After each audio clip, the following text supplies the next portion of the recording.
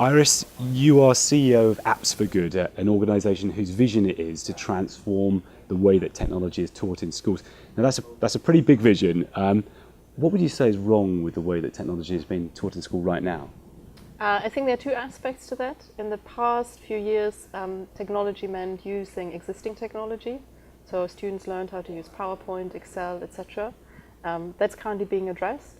And what's currently, the plan is now going forward, is to teach everyone coding. However, the problem with that is that coding for coding's sake is just not very attractive to the vast majority of students. So what is missing, and what we're trying to do with Apps for Good, is to bring purpose back into technology. So tell me a little bit more about that, because you've got quite an interesting model how you work and how you're trying to get technology to be taught in schools. Yeah, so what we think is technology is a great, very powerful tool to get other things done.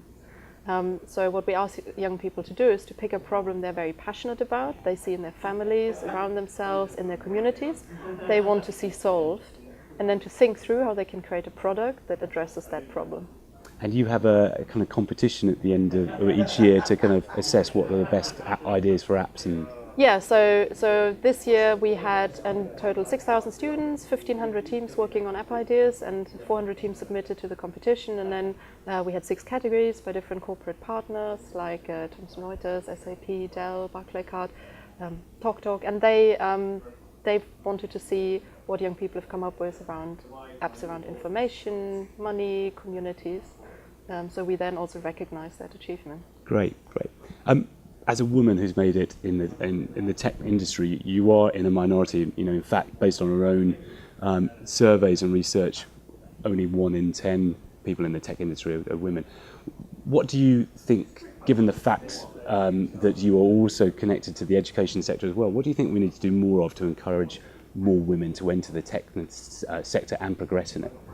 Not to encourage them is the honest answer, and not to have, I think, not specific programs for girls. 52% of our students this year were girls, and the reason why they engaged with this is not because we've actively sold to them, but because we start with the problem and the purpose. And I think most people, actually not only women, but anyone who not just falls in love with technology, is first interested in understanding why they should use technology and then address technology.